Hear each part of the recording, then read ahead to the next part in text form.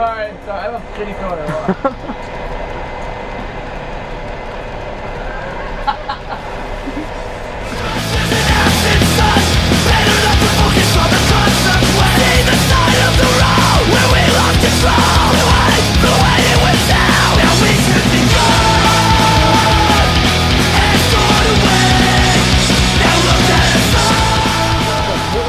Over and asked if you could go to the toilet break before we did the interview, what would you have done if we'd have said no? I would have said, that's, well, I could go to the bathroom if I want to go to the bathroom. No. What would have you said if you said no, then I said no? That would just be a 2 no's right there. 2 no's is never good. So yeah, how's it going, man? Is it, chilling, man. Yeah, good. Just started this tour. About 4 shows in right now, so yeah, it's cool. How was Hit the Deck Festival? It was awesome. It was we kind of got there in the middle of the day. 2 of the bands on our package weren't able to play because we got there late. We Gravemaker and Social Suicide, so we got Gravemaker to play a couple songs on our set, and it was just one of those like super packed, super like different things going on in different venues. None of us really knew what was going on. Somehow made our way on stage and then played the show, and it was one of those fucking crazy sweaty shows. Like, so it was a super fun day. It's probably the best show on the tour so far, as far as like the actual show. You know what I mean? What are you expecting of Manchester tonight then? Well, I'm happy that we're playing Academy 3 because I would always prefer to play a smaller room packed than like a bigger room like comfortable. I guess. Academy 3 is definitely possible. Yeah, I definitely. We've had some really good shows here, so at a couple of the academies actually here. So yeah, we're really stoked to play. The lineup that we're playing with is great. Can't really say much else. I mean, no barricade. I like that.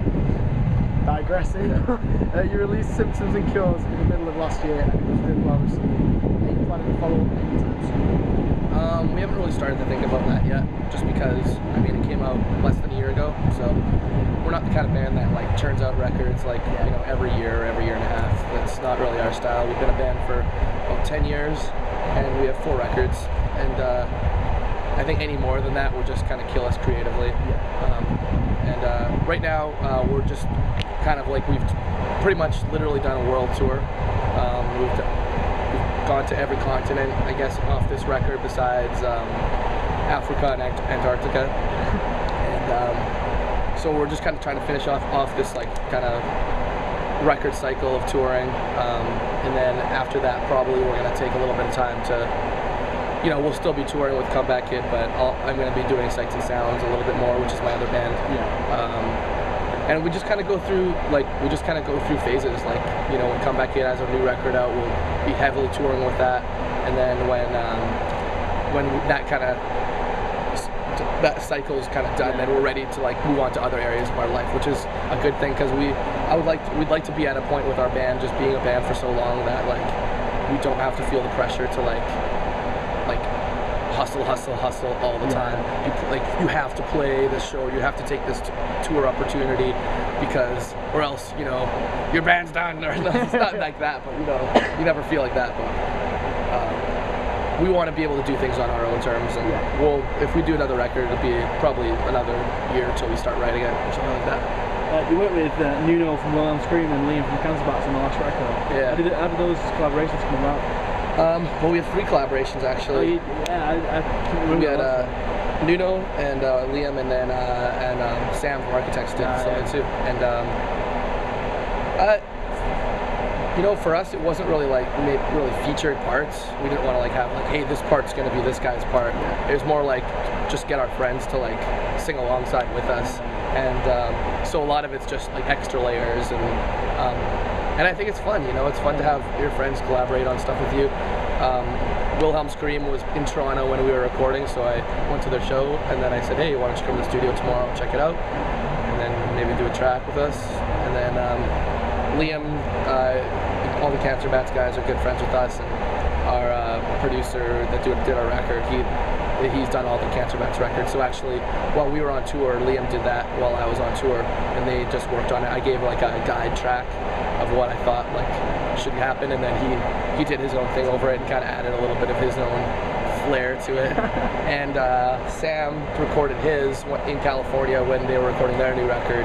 I sent the track to him, sent to guide, and he did that. I mean, like, yeah, it was.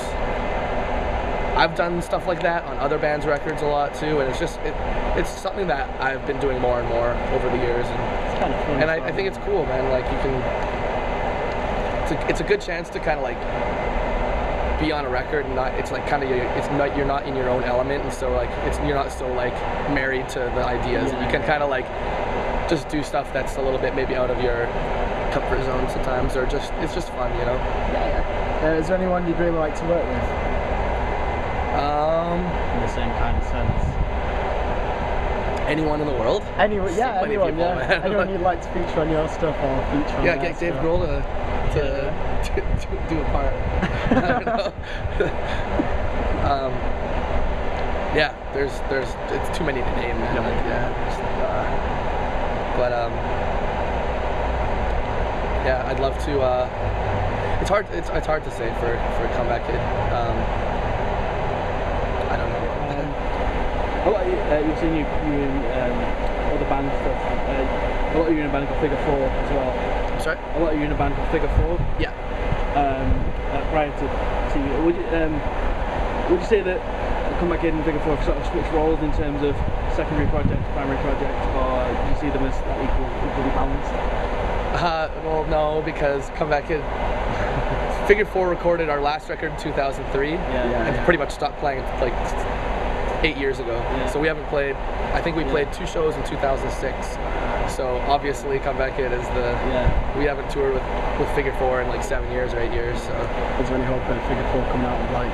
We're gonna be doing one singular show in May, actually. Really? Yeah. Where's that? I'm sorry. Where's that? In Seattle, a festival called Rainfest. So. How did that come about? How did what tempted you to come back as Figure 4? One-off. We never broke up. I never would probably break up a band ever. Just because, I don't know, there's no point. Yeah. Unless I hated someone, I guess. But the deal is, Bailey from this band Gravemaker they're on tour with, he used to play in Figure 4, or does play in Figure 4, I guess. And it's always something we always thought about, but pretty much the thing was like, hey, come to Seattle, we'll jam for a week. He lives in Seattle, so we'll jam for a week, hang out, and then play a festival.